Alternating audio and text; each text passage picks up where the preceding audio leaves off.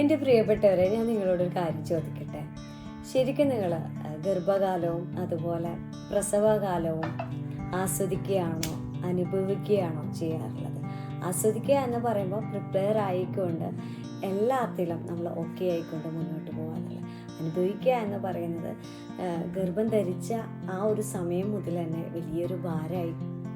വലിയൊരു ഭാരമായിക്കൊണ്ട് നമ്മളതിങ്ങനെ ഇതെന്നാണാവോ, എത്ര ദിവസം ഇനി കാത്തിരിക്കണം, അല്ലെങ്കിൽ ഓരോ ഡേറ്റ് നോക്കിയിട്ട്. ശരിക്കും ഗർഭാവസ്ഥയിൽ ഒരുപാട് ബുദ്ധിമുട്ടുകളുണ്ടാവും, സ്വാഭാവികമാണ്.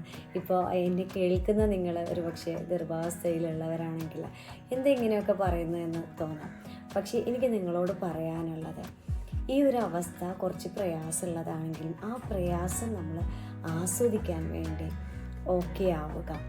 ഓക്കെ, കാരണം എന്താണെന്ന് വെച്ചാൽ ഇപ്പോൾ ഉള്ളൊരു ട്രെൻഡിങ് എന്താണെന്ന് വെച്ചാൽ മുന്നേ ഒന്നും ഈ പോസ്റ്റ് പാർട്ടം ഡിപ്രഷൻസ് ഒന്നും കൂടുതലുണ്ടായിരുന്നില്ല. ഇപ്പോഴത് ഒരു ആചാരമായി മാറിക്കൊണ്ടിരിക്കുകയാണ്. പലരും അനുഭവിക്കുന്നവരുണ്ട്, നല്ല പ്രയാസങ്ങളിലൂടെ കടന്നു പോകുന്നവരുണ്ട്.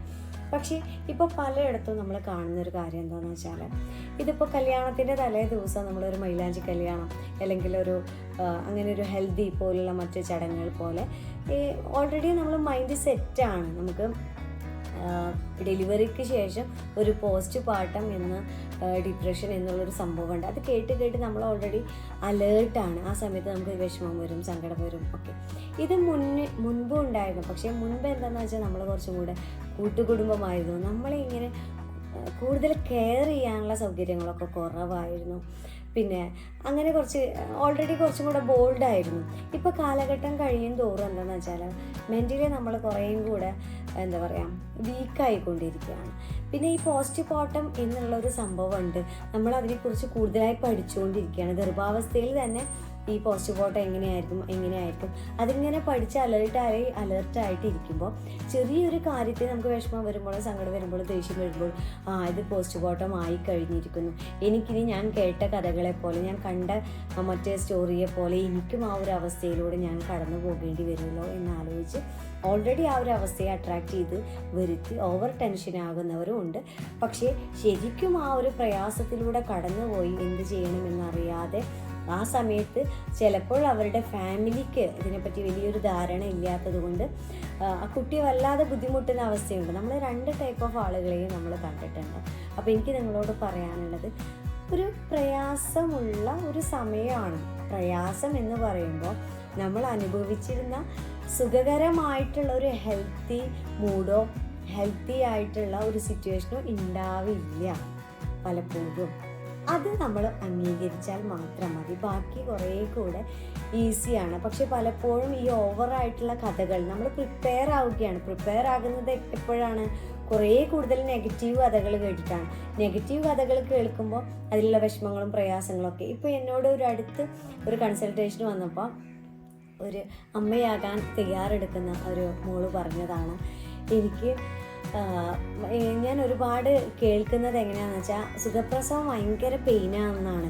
അപ്പോൾ എനിക്ക് സുഖപ്രസവത്തിന് വെയിറ്റ് ചെയ്യാനേക്കാൾ നല്ലത് എനിക്ക് സർജറി ചെയ്യുന്നതാണ്, സിസേറിയൻ ചെയ്ത് എടുക്കുന്നതിനെ പറ്റിയിട്ടാണ് ഇപ്പോൾ ഞാൻ ആലോചിക്കുന്നത്. അപ്പോൾ കുറച്ചുകൂടെ അഡ്വാൻസായി ചിന്തിക്കാനും ഒക്കെ തുടങ്ങിയിരിക്കുന്നു. അപ്പോൾ നമ്മൾ ഈ കഥകളിലൂടെ ഒരുപാട് സ്റ്റോറികൾ നമ്മൾ റീക്രിയേറ്റ് ചെയ്യാണ് ചെയ്യുന്നത് ലൈഫിൽ. അപ്പോൾ ഇതിൻ്റെ 2 വശങ്ങളിലും അനുഭവിക്കുന്നവരുണ്ടായിരിക്കും. ഇതിനെപ്പറ്റി ഒന്നും അറിയാതെ, എന്ത് ചെയ്യണമെന്നറിയാതെ ഈ ഒരു അവസ്ഥയിലൂടെ കടന്നു പോകുന്നവരുണ്ടായിരിക്കും. അപ്പോൾ നമ്മൾ അഡ്വാൻസ് ആയിട്ട് പ്രിപ്പയർ ആവേണ്ട ആവശ്യമില്ല. അലേർട്ടായിട്ടിരിക്കണം. പക്ഷെ അഡ്വാൻസായിട്ട് നമ്മൾ വല്ലാതെ നമ്മളെ ആ ഒരു കാര്യം അലട്ടുമ്പോൾ ആ കാര്യം നമ്മളുടെ ലൈഫിലേക്ക് വരിക തന്നെ ചെയ്യും. അപ്പോൾ അതിനേക്കാൾ ഭേദം എന്താണെന്ന് വെച്ചാൽ, നമ്മൾ കുഞ്ഞിന് പാല് കൊടുക്കുന്നതും കുഞ്ഞിൻ്റെ വളർച്ചയും ഒക്കെ ഓരോ നിമിഷവും കാണാനും കേൾക്കാനും ആഗ്രഹിക്കുന്ന പല കാര്യങ്ങളെയും ഗർഭാവസ്ഥയിൽ നിങ്ങൾ കൂടുതൽ ആ കാര്യങ്ങളും, താരാട്ടുപാട്ടുകൾ പഠിക്കുക, അങ്ങനെയുള്ള കാര്യങ്ങൾ, നല്ല എക്സസൈസ് ചെയ്യുക, അങ്ങനെയുള്ള കാര്യങ്ങളിലേക്ക് കൂടുതൽ നിങ്ങൾ ടൈം ഇൻവെസ്റ്റ് ചെയ്യുക.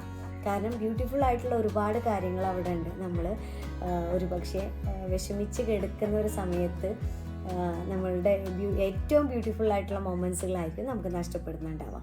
ഈ ഒരു കാര്യം ഞാൻ പ്രത്യേകം പറയുന്നു. പോസ്റ്റ്മോർട്ടം അനുഭവിച്ച ഒരുപാട് പേര് നമുക്കറിയാവുന്നതാണ്. അതൊരു വലിയൊരു ത്യാഗം തന്നെയാണ്. പലപ്പോഴും അവരുടെ ബോഡിയിൽ ഉണ്ടാകുന്ന ഹോർമോണൽ ഇംബാലൻസിൻ്റെയും ഇമോഷണലായിട്ടുള്ള ഒരു വലിയ എന്താ പറയുക ബ്രേക്കിൻ്റെയൊക്കെ ഭാഗമായിട്ടും ഇത് നടക്കുന്നുണ്ട്. അപ്പോൾ എനിവേ നിങ്ങൾക്ക് ഇങ്ങനെയുള്ള അറിവുകൾ ആവശ്യമുണ്ടെങ്കിൽ നമ്മളെ ഫോളോ ചെയ്യുക. Thank you.